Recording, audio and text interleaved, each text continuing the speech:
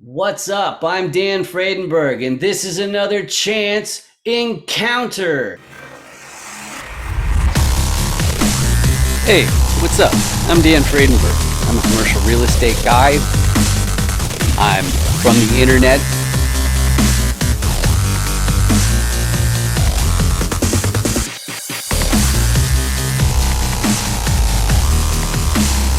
Power lines that are just kind of close. What's up again? This is Dan Fredenberg.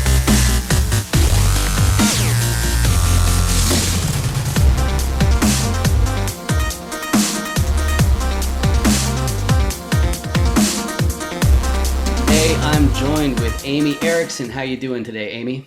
Great, thanks. How are you? I'm not too bad. I'm not too bad. So, one thing I think is very important, and I'm talking to the audience right now, is if you want to be successful, you have to be able to effectively introduce yourself. So, I know I'm putting you in the spot a little bit here, Amy, but can you please introduce yourself for the audience? Sure. Hi, everyone. I am Amy Erickson. I'm based in New York City. I have worked in commercial real estate for the past 10 years, and I wear a couple different hats currently. So I'm the vice president of ResCom, which is a environmental due diligence company. We perform phase ones and PCAs all over the country. And I own and operate a private equity firm called EK Equities, which is affiliated with a broker dealer called Stonehaven. At EK, we raise equity for developers and sponsors all over the country. Excellent, excellent. So lots of experience. And so the first segment in here is I pull up my little PowerPoint with the five different motivations for wanting part of a commercial deal because Mhm. we do interview a fair number of newbies on this show, and they usually know their motivations at least, but they don't know which role they're going to take. So I'll go through those first.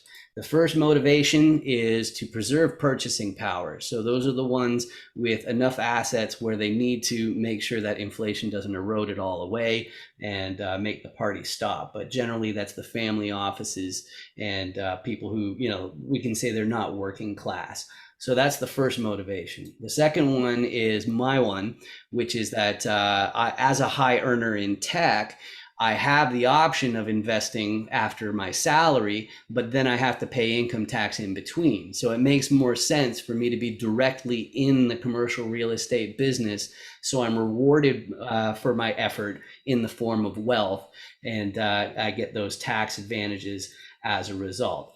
The third one is the most common one, which is wanting to fast track your retirement. The important thing about that is one, you're already somewhere on the road to retirement. You maybe have like some capital to work with, but there's definitely an end in sight where, like maybe once you're an accredited investor, for example, you might decide, I don't really need to keep doing this. I'm just comfortable living off of that. Whereas the next group, those are the ones that are super duper ambitious. In other words, they want to buy their entire hometown. So they're never going to stop working and working and working and accumulating that wealth. And they're handy to have around because you need to have people who won't just rest on their laurels once they've got a certain amount of wealth.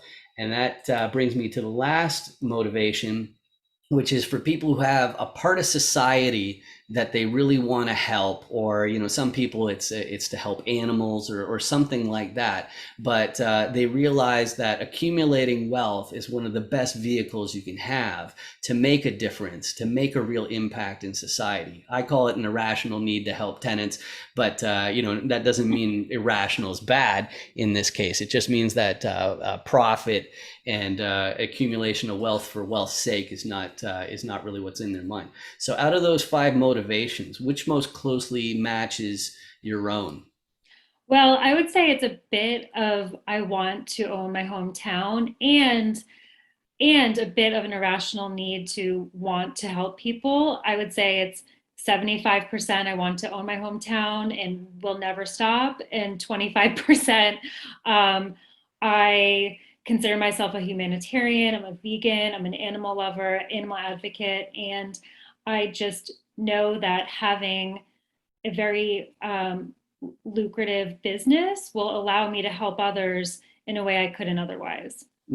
So is there a particular sector of society, like some, I've interviewed a lot of veterans who are interested in helping homeless veterans in Mhm. particular, but do you have a particular group in mind, or are you gonna wait, like kick that can down the road? Well, currently I volunteer at a senior center in New York City, and I think that, before the COVID pandemic, the biggest issue for seniors was isolation and loneliness. And so that's something I'm really passionate about, is just delivering purpose to people who feel isolated and just bored. And so it's a family effort. My husband is an artist. He teaches volunteer lessons at the senior center. So that's one way. Also through animal uh, organizations like Best Friends Animal Society and Whiskers a Go Go, which is a Brooklyn based cat rescue group. Excellent, excellent. Yeah, that's really good. All right, so the next segment is the Dan Does Deal Die here, and it has the 6 different roles in a commercial deal. So usually I start off by talking about what a repositioner is, because that's one of the big benefits that I bring to my team with my digital skills. So a repositioner is a person who looks at a whole whack of different deals and then finds which ones actually have some upside. And of course, the 2 ways to get more upside is you can either have more efficient operations. That's getting more difficult to be a viable strategy as a Mhm. whole, because we're in the hottest real estate market in history. But the other one that's a lot simpler to understand is you get the contractor to make the place nicer so you can charge more in rent. And if you're really smart, you'll know not to let your operations people do the contracting work, because nothing will be square. But operations also includes things like marketing or bookkeeping that some people don't really realize, because you have to make sure that the vacancy stays low and all those sorts of things. But me, I'm from the internet. And so, as a result, I definitely need a local. I need boots on the ground, somebody who can drop by in about an hour's notice or something like that, because I'm not going to get my passport and hop on a plane every single time there's something comes up. But that's the more or less day-to-day group. And then the repositioner will turn around to the financier and say, hey, I need a few $1 million to buy this great big apartment complex or commercial property. So go ahead and lend it to me. But the scary thing for newbies is the financier will turn around and say, that's all well and good, but who's your sponsor? Who's your KP? Who's the person who already owns a similar asset, who's on the team? And there has to be a net worth of at least the amount of loan in order to be approved for that. So even Elon Musk, if he wants to buy a 350 unit apartment complex, somebody in the fold has to own a similar property. So those are the 6 different roles in taking down, flipping, buy and hold, any of those sorts of things, commercial properties. So which of those are your core competencies? Again, I know you did some of that in your introduction. And also keep in mind that the repositioner must be doing the underwriting to make sure that the math works, and capital raisers will be a form of financier. Yeah, so I would say a mixture of repositioning and also financier. With Rescom, the environmental company, one of the first things that needs to occur when a property is identified is to ensure that there are no environmental concerns. So we conduct what's called a phase 1 environmental assessment, as well as a building inspection called a PCA, or property condition assessment. These are 2 threshold things that need to occur to ensure that there are no environmental concerns. Why does that matter? If there are environmental concerns, you need to get a phase 2 report. It goes from maybe 2,200 to upwards of 15,000. So that's really going to eat into the profit. Also with EK Equities, I raise equity for sponsors. I work with a lot of family offices and high net worth individuals. And so I am also underwriting deals and ensuring that there are certain metrics that the investors like to see that are met. So a few of those, for example, are north of a 15% IRR, typically 8% cash on cash, and close to a 2 equity multiple, if not higher.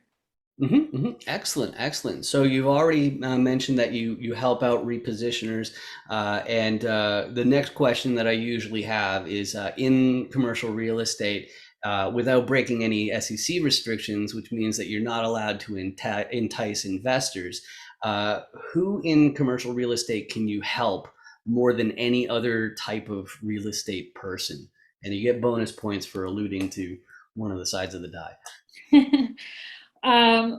Who can I help the most? I think would be actual sponsors or developers because can add value on the due diligence side and also can deliver value on underwriting, letting them know if there are certain assumptions, I think, based on the deal flow I'm seeing and metrics in third party reports that may need to be tweaked, and giving them just feedback on what the investors that I'm seeing are interested in.